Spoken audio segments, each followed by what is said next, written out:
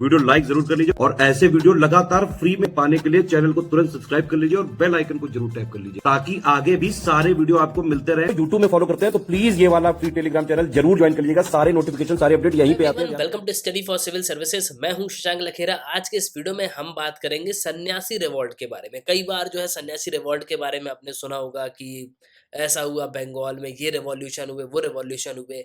लेकिन आज के इस वीडियो में सन्यासी विद्रोह को एक कॉम्प्रिहेंसिव तरीके से जो हम यहाँ पे देखने वाले हैं। बहुत सारी इंफॉर्मेशन जो आपको इस वीडियो से मिल जाएगी। मेंस में आप जो है इसको प्रॉपरली एक आंसर जो है लिख पाओगे ना। देखो, कल जो है हमने बात की थी 1857 के रिवॉल्ट की, लेकिन क्या 1857 का रिवॉल्ट पहला रिवॉल्ट था? नहीं।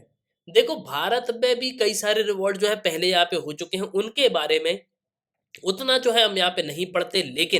लेकिन अगर आप 1857 के रिवॉल्ट को देखोगे तो इसी को हम फर्स्ट वॉर ऑफ इंडिपेंडेंस मानते हैं। आज से कुछ समय पहले पाइका रिवॉल्यूशन जो हुआ था उड़ीसा में, उसकी भी यहाँ पे बात करी गई थी कि इसको जो है पहला विद्रोह जो है घोषित करना चाहिए, इसको डिक्लेयर करना चाहिए सरकार को कि ये फर्स्ट वॉर ऑफ इंडिपेंडेंस रहा है। और सन्यासी रिवोल्ट का जिक्र आपको बंकिम चंद्र चटर्जी की किताब आनंद मठ में भी देखने को मिलेगा। 1882 की जो है ये किताब है, एक नॉवेल है, और इसको बंकिम चंद्र चटर्जी ने जो है लिखा हुआ है, जो कि काफी इंपॉर्टेंट जो है नॉवल है। तो डिस्कस करेंगे हम इस वीडियो में सन्यासी रिवोल्ट के बारे में। बहुत कुछ आपको जानने को मिलेगा, लेकिन उसके पहले हमेशा की तरह जो है मैं आपसे एक सवाल पूछूंगा। आज का क्वेश्चन ये है कि 1857 के रिवॉल्ट के समय भारत का गवर्नर जनरल कौन था? कल ही जो है हमने 1857 के रिवॉल्ट को कवर अप किया था। ऑप्शन है Lord Canning, Robert Clive, Lord Dalhousie और रॉबर्ट वॉट। तो सही उत्तर आपको जो है कमेंट बॉक्स में कमेंट करना है, और वीडियो के अंत में जो है मैं आपको बिल्कुल आंसर प्रोवाइड करूंगा ना। देखो, फर्स्ट ऑफ ऑल तो आपको यहाँ पे समझना होगा बैटल ऑफ प्लासी को। बैटल ऑफ प्लासी 1757 में होता है। रॉबर्ट क्लाइव इसके बाद सिराजुद्दौला के बीच में। और जैसे ही बैटल ऑफ प्लासी होता है ना, तो बैटल ऑफ प्लासी के बाद ईस्ट इंडिया कंपनी के पास आ जाती है मोनोपोली, इनके पास आ जाती है political power. Battle of Plassey के पहले इनका जो दबदबा है वो सिर्फ और सिर्फ आपको एक ट्रेडिंग कंपनी के रूप में देखने को मिलेगा। लेकिन बैटल ऑफ प्लासी के बाद इनके पास आ जाती है पॉलिटिकल पावर। और इसके साथ साथ 1764 जब बक्सर का युद्ध होगा ना, तो बक्सर के युद्ध के बाद टैक्स कलेक्शन पावर भी जो है पूरी तरीके से इनके पास आ जाएगी। मतलब प्रॉपरली पूरे तरीके से ये जो है अब इंडिया को रूल कर सकते हैं। और बैटल ऑफ प्लासी और बैटल ऑफ बक्सर के बाद ही आपको मेजर जो रिवोल्ट है वो भारत में देखने को मिलेंगे। उनमें से एक रिवोल्ट है सन्यासी रिवोल्ट। 1780 से लेके 1800 तक ये पूरा रिवोल्ट चला है। इसके साथ साथ कई सारे रिवोल्ट ने इसी को जो है अपना आधार बनाया है। मतलब जिस तरीके से सन्यासी रिवोल्ट हुआ था, तो कई सारे रिवोल्ट जो है इन्हीं को देख के हुए थे। ये मेनली हुआ था लेट 18th सेंचुरी में, और ये हुआ था भारत के बंगाल में। जी हाँ, देखो, मेनली बंगाल का जो मुर्शिदाबाद और बैकुंठपुर जो एरिया है ना, जहाँ पे फॉरेस्ट, जो जगलपुरी फॉरेस्ट आपको देखने को मिलेगा, वहां ये पूरा रिवॉल्ट हुआ था। और इसके लीडर रहे हैं पंडित भावनी चरण पाठक, इसके साथ साथ मजनूम शाह फकीर। देखो, सिर्फ ऐसा नहीं था कि इसमें सिर्फ हिंदू लोगों ने पार्ट लिया था, नहीं, इसमें मुस्लिम जो संत है ना, वो भी पार्ट लेते थे। मतलब ये फकीर आंदोलन के नाम से भी जो है इसको जाना जाता है। और देखो, 18 सेंचुरी में होता क्या था कि मॉन्ग सन्यासी जो है ये लैंडर्स और किंग से जो है यहाँ पे पैसे लेते थे। मतलब जैसे आज भी हमारे यहाँ कोई आता है, हम जो है बिल्कुल उसको दान देते हैं, हम जो है उसको चावल देते हैं, हम उसको जो है गेहूं देते हैं, हम उसको कुछ पैसे यहाँ पे दे देते हैं ताकि जो है वो अपना जीवन यहाँ पे व्यतीत कर पाए, और वो लेके यहाँ पे चला जाता है। आप बनारस में भी आप देखोगे तो आप जाते हो तो किसी को आप पैसे दे दोगे, आप कुछ यहाँ पे बिस्किट का पैकेट दे दोगे, ठीक है, कुछ अनाज यहाँ पे दे दोगे। इसी तरीके से हमसे जो भी बन पड़ता है, हम जो है उन संत को, उन मॉन्क्स को जो है बिल्कुल यहाँ पे देते हैं। इसी तरीके से उस जमाने में भी होता था। अब देखो, होता क्या है यहाँ पे कि किंग्स जो है हमेशा कुछ पैसा यहाँ पे दे देते हैं, कुछ फूड यहाँ पे दे देते हैं, कुछ लैंड यहाँ पे दे देते हैं संत को, जिससे वो आश्रम यहाँ पे बना लेते हैं। तो ये सब जो है किंग्स की दी हुई जमीन होती है। जो मालिक होता है, जो जमींदार होता है, वो सब जो है यहाँ पे जमीन दे देता है। जो राजा है, लैंडलॉर्ड है, वो यहाँ पे जमीन दे दे रहा है। और देखो, कहीं ना कहीं आप देखो तो किंग्स का भी आपको अपना एक इंटरेस्ट देखने को मिलेगा। किंग्स इसलिए जमीन यहाँ पे देते हैं, क्यों?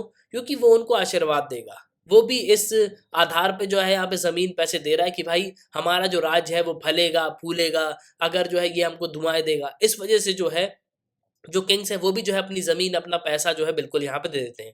और दूसरा रीजन यहाँ पे ये भी है कि जो मॉन्क्स हैं, जो सेंट्स हैं, उनके पास कुछ यहाँ पे व्यवस्था है नहीं। वो जो है इसी तरीके से अपना जीवन जो है व्यतीत करते हैं। कहीं से कुछ मांग लिया तो मिल गया तो खा लिया। इसी तरीके से जो है आपको इनका जीवन बिल्कुल देखने को मिलेगा। ना अब होता क्या है कि 1757 और 1764 मतलब प्लासी और बक्सर के बाद जमींदार और किंग्स जो है ना वो पूरे तरीके से कोलैप्स होने लगे थे। कोलैप्स होने लगे थे मतलब देखो 1757 में पॉलिटिकल पावर आ गई थी किसके पास?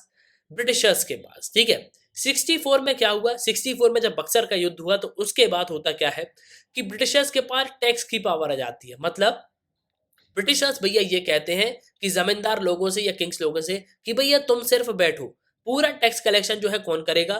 पूरा का पूरा जो टैक्स कलेक्शन है वो सिर्फ और सिर्फ हम करेंगे, हम जो है आपको एक पेंशन के रूप में जो है पैसा देंगे। तो किंग्स भी यहाँ पे बोलते हैं हाँ ठीक है। पहले उनको बहुत मजा आता है लेकिन बाद में जो उनको बहुत ज्यादा प्रॉब्लम फेस करनी पड़ती है। तो यहाँ पे किंग्स और जमींदार जो है पूरे तरीके से होने लगते हैं कोलैप्स। ब्रिटिश जो है स्टार्ट कर देते हैं क्या? टैक्स कलेक्शन, और बहुत ही भारी मात्रा में जो ये क्या करते हैं? टैक्स कलेक्ट करते हैं। इसके साथ साथ जो दीवानी का टैक्स है वो भी 10% बढ़ा दिया जाता है, तो लोगों के ऊपर जो है और ज्यादा बर्डन आ जाता है। अब ये बात तो हो गई ब्रिटिशर्स की, लेकिन एक जो है आपको एक और इम्पैक्ट देखने को मिलेगा। यहाँ पे होता क्या कि 1770 में आ जाती है फैमीन, मतलब सूखा पड़ जाता है। तो देखो होता क्या है कि जब सूखा पड़ता है ना तो सिचुएशन जो है और ज्यादा यहाँ पे वर्स्ट हो जाती है, एग्रीकल्चर पूरी तरीके से यहाँ पे कोलैप्स हो जाता है। अब देखो ब्रिटिशर्स के पास भी यहाँ पे टैक्स नहीं आता, क्यों? क्योंकि जब भाई खेती नहीं हो रही, पैसा ही नहीं आ रहा है, तो लोग भी यहाँ पे किस तरीके से टैक्स दे पाएंगे? तो संत को भी जो है अब पैसा मिलना बंद हो गया था। जमींदार किंग से जो है ये बिल्कुल यहाँ पे पैसे नहीं ले सकते थे। और देखो दूसरी तरफ होता यहाँ पे ये है कि नॉर्थ से बहुत सारे लोग जो है जाते हैं किसकी तरफ? बंगाल की तरफ। बंगाल में बहुत सारे आपको श्राइन्स देखने को मिलेंगे। इन सब के दर्शन करने जो है मॉन्क्स यहाँ पे जाते हैं, संत यहाँ पे जाते हैं। तो ब्रिटिशर्स को भी बहुत बुरा लगता है। ब्रिटिशर्स यहाँ पे ये सोचते हैं कि यार इससे हमको जो कोई भी यहाँ पे फायदा नहीं हो रहा, ये लोग तो सब जो है फ्री का यहाँ पे पैसा लेते हैं, मतलब हमको तो कोई यहाँ पे टैक्स देते नहीं है। तो कहीं ना कहीं आप देखोगे तो सन से जो है ब्रिटिशर्स बहुत ज्यादा चिढ़ते थे, क्योंकि उनसे ब्रिटिशर्स की जो है कोई भी कमाई नहीं हो रही थी। अब आगे होता क्या है कि ब्रिटिशर्स जो है संत को क्या बोलने लगते हैं? जिप्सीज ऑफ हिंदुस्तान, मतलब जिप्सीज जो है यूरोप की एक ट्राइब है। और बेसिकली ये जो है यहाँ पे फ्री का पैसा जो लेते हैं ना, इसी तरीके से इनको ट्राइब ऑफ आउटलॉ भी कहा गया, मतलब लुटेरा कहा गया। इस तरीके से जो है ब्रिटिशर्स ने यहाँ पे वर्ड यूज करे संत के लिए। अब यहाँ तक तो ठीक था, लेकिन फिर भी संत जो है बहुत ज्यादा परेशान हो चुके थे। उनके पास अब कोई भी रास्ता जो है यहाँ पे नहीं बचा था। कई लोग जो है यहाँ पे भुखमरी से मरे जा रहे थे। 1770 में जो फेमिन आया था ना, उसकी वजह से वैसे ही यहाँ पे लोग मारे जा रहे थे। लेकिन अब जो है कहानी यहाँ पे ये आ जाती है कि जो ब्रिटिशर्स हैं वो बंगाल में संत की एंट्री पे जो है बैन लगा देते हैं, रिस्ट्रिक्ट कर देते हैं कि अब कोई भी जो संत है वो बंगाल में जो है एंट्री नहीं ले पाएगा। देखो कहीं न कहीं डर की वजह से जो संत है वो बहुत सारे जो है झुंड में यहाँ पे आते थे। तो ब्रिटिशर्स को ये भी लगता था कि यार ये हमारे खिलाफ जो कोई ना कोई कॉन्स्पिरेसी जो है कर रहे हैं। अब देखो वैसे ही तो ब्रिटिशर्स के मन में खुन्नस थी, क्योंकि यहाँ पे उनके पास पैसे आ नहीं रहे थे, संत जो है पैसे यहाँ पे दे नहीं रहे थे, ठीक है। अब 1771 में होता क्या कि ब्रिटिशर्स जो है करीब 150 संत को यहाँ पे मार देते हैं। इसके बाद जो है बहुत सारे ब्रिटिशर्स क्या करते हैं, संत को जो है टॉर्चर करना शुरू कर देते हैं।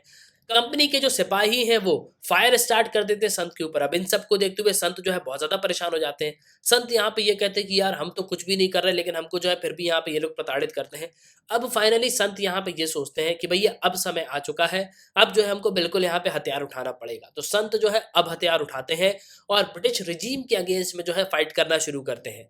इनके साथ-साथ आप देखोगे तो ज़मींदार और किंग्स जो है बिल्कुल यहाँ पे शांत बैठे हैं। वो बिल्कुल यहाँ पे इनका साथ नहीं दे रहे। क्यों? क्योंकि उनको जो है एज़ अ पपेट जो है ब्रिटिशर्स यहाँ पे यूज़ कर रहे हैं। ब्रिटिश तो यहाँ पे ये कह रहे हैं तुम बस सिर्फ बैठो, जो है हम यहाँ पे देख लेंगे।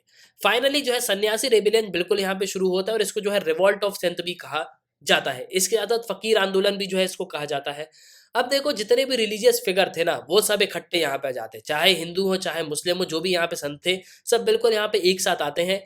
अब इनको जो है धीरे-धीरे जो है सपोर्ट मिलना शुरू हो जाता है। जैसे ही यहाँ पे सब जो संत है वो एकदम से यहाँ पे खड़े होते हैं ना लड़ने के लिए, तो इनको जो है लैंडलॉर्ड, पीजेंट जो है, फार्मर है, आर्टिस्ट सब यहाँ पे दिल भर के जो है सपोर्ट करते हैं कि हाँ, आप जो है बिल्कुल यहाँ पे लड़ो। क्योंकि लैंडलॉर्ड वैसे ही ब्रिटिशर्स से परेशान है, पीजेंट भी परेशान है, फार्मर भी परेशान है, क्योंकि टैक्स जो है बहुत ज़्यादा कलेक्ट कर रहे हैं।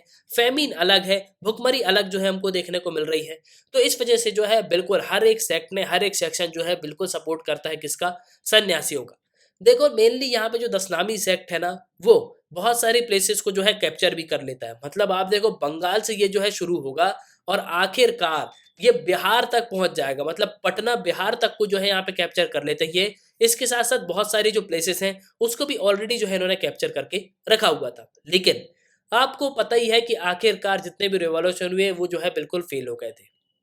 उसका रीज़न यहाँ पे ये था कि भाई इनके पास थी टेक्नोलॉजी, ठीक है? ब्रिटिशर ने ब्रूटली मतलब बहुत ही गंदे तरीके से सन्यासियों को मार-मार के जो है पूरे तरीके से इस जो रिवॉल्ट है उसको पूरे तरीके से यहाँ पे कोलैप्स कर दिया। अब इसका रीज़न यहाँ पे ये है कि देखो पहली बात तो ब्रिटिशर्स के पास टेक्नोलॉजी थी, हमारे पास उतनी टेक्नोलॉजी भी नहीं थी, मतलब सन्यासियों के पास। इसके साथ-साथ इन्होंने जो है ब्लैकमेलिंग करना शुरू कर दिया, मतलब ज़मींदार को इसके साथ जो और भी सन्यासी हैं, उनको यहाँ पे जो है ब्लैकमेल करना शुरू कर दिया कि देखो तुम अगर हमारा साथ नहीं दोगे, हम जो है तुमको बिल्कुल यहाँ पे मारेंगे। इसके साथ-साथ हमारे पास कोई भी स्किल नहीं थी, सन्यासियों के पास कहाँ से स्किल होगी? वो तो यहाँ पे भीख माँग के जो है खाने वाले हैं, वो जो है किसी से माँग रहे हैं, खा रहे हैं।